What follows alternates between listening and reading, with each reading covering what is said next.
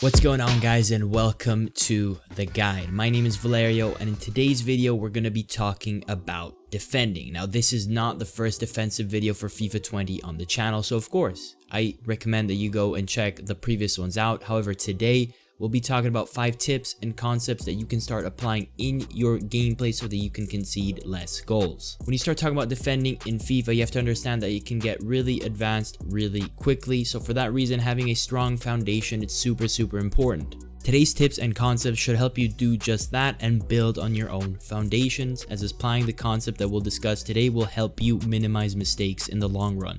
Of course, everybody is different, so you'll have to calibrate these ideas to your own game style and decision making, but hopefully it'll still send you in the right direction and in the right track. So without further ado, let's get right into the 5 tips.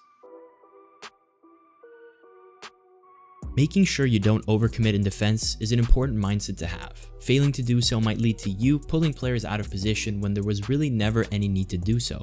More often than not, this will break your defensive line for the worst, and a reason why it can become such a common bad habit among FIFA players is because there are times where nothing bad comes out of pulling your players out of position. The following situation allows us to clearly see how the risk of pulling a player out can often outweigh the potential rewards. As I pass the ball back to my midfielder, while I'm selecting Neymar, my opponent is selecting PK. Seeing as that is his center back, he should probably back off or at the very least hold his ground and then proceed to select a midfielder if he wishes to press the ball holder.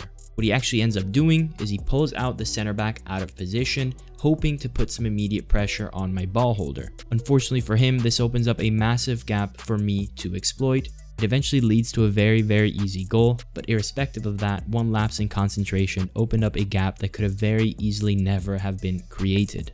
And now let's take a slow motion look at this defensive sequence to see how not pulling players out and so not overcommitting can benefit you. The key is to focus on the behavior with my 2 defenders. As you can see, I keep switching between the 2, not really going too far out with either of them, and I keep on repositioning them. This is applying the concept of not pulling players out and not overcommitting. However, that simply avoids careless space being given away. Eventually, a decision has to be made. And this is also because our opponent has Messi, so simply not pulling players out wouldn't be enough. But what it does do is it eventually leads to this moment where I have an opening and I read Messi turning on his strong foot, so I push out ever so slightly to gain back possession. I definitely feel like it's important to add that to the idea of not overcommitting and not pulling players out, because I don't want to give the false impression that simply holding your ground is enough. Eventually, you'll have to make a decision, but by maintaining your shape and your defensive shape, you will already notice giving up less easy goals.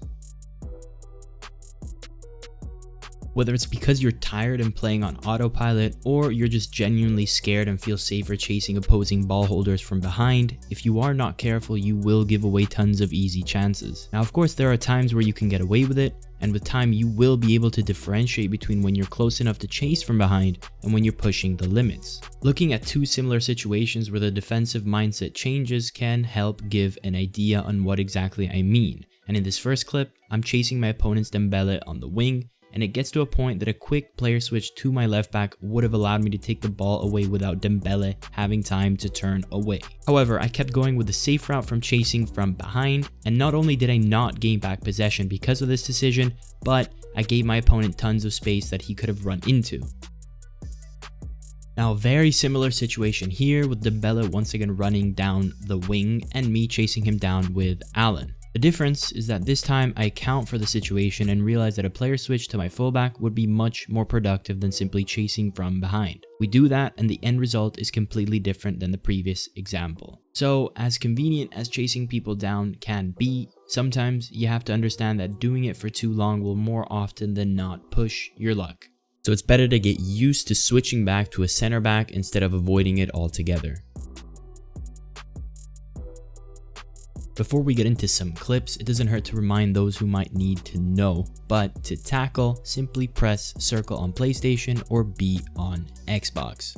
After doing so, your player will go in for a tackle. You can also charge up a tackle, meaning the longer you hold down the button, the bigger the tackle animation will be. It'll be a bit tougher to hit your target that way, but if you do, you'll go in there with more force, with more power, and thus you'll have a higher chance to win the ball if you hit the ball cleanly. Now it can be challenging, especially at the beginning, but it's extremely important to get used to tackling so that you can go for every challenge confident and decisive. If you start panicking and doubting yourself, you'll have poor timing and give your opponent opportunities to dribble past you. Obviously, it's easier said than done, but let's look at this defensive sequence from my opponent. As I get the ball to my Ronaldo, my opponent is selecting and approaching with his defender.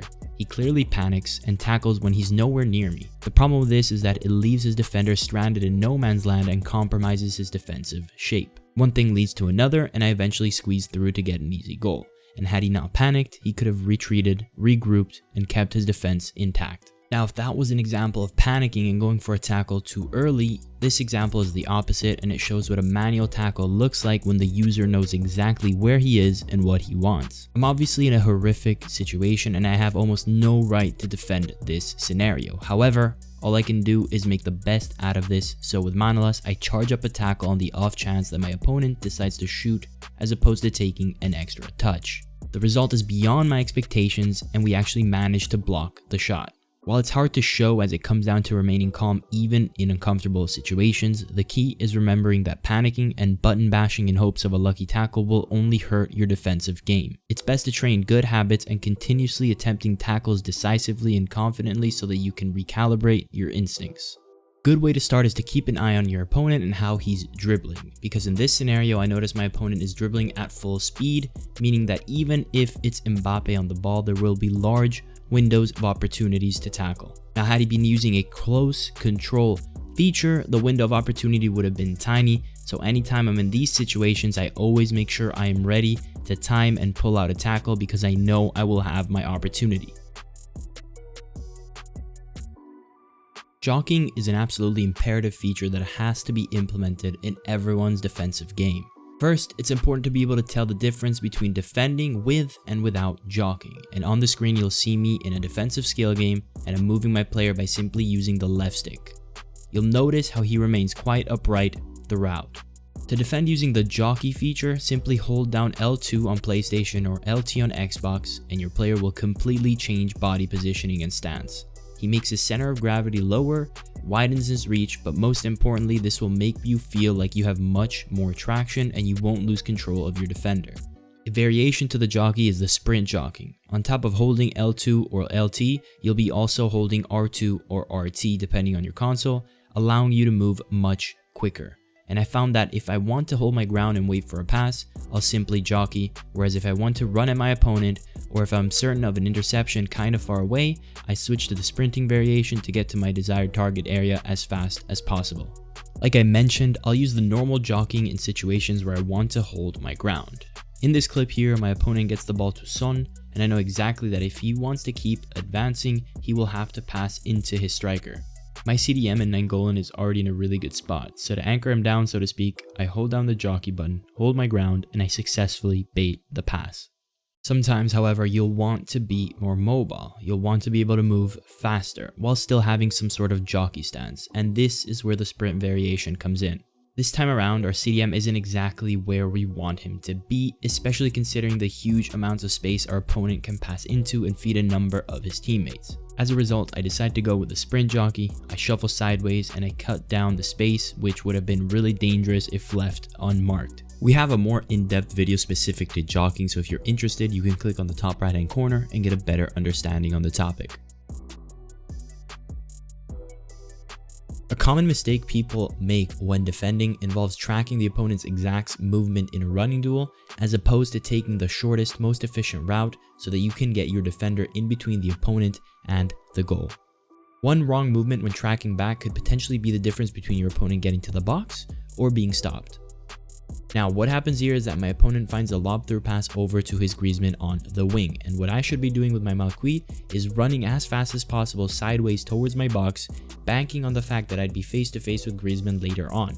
Instead, I get too hasty and I run diagonal straight towards my opponent, choosing a route that is longer and inefficient. The end result is a chasing game where I can't catch up to Griezmann and my opponent finishes off an easy goal. This scenario, on the other hand, showcases the correct way to go about this, and once again, I'm chasing down my opponent's Griezmann with Malcuit. Although I'm slightly behind him, I still have a chance to catch up, so long as I don't take any unnecessary routes. I keep my path straight towards my box, and I'm eventually able to catch up knowing where his dribbling would have ended up.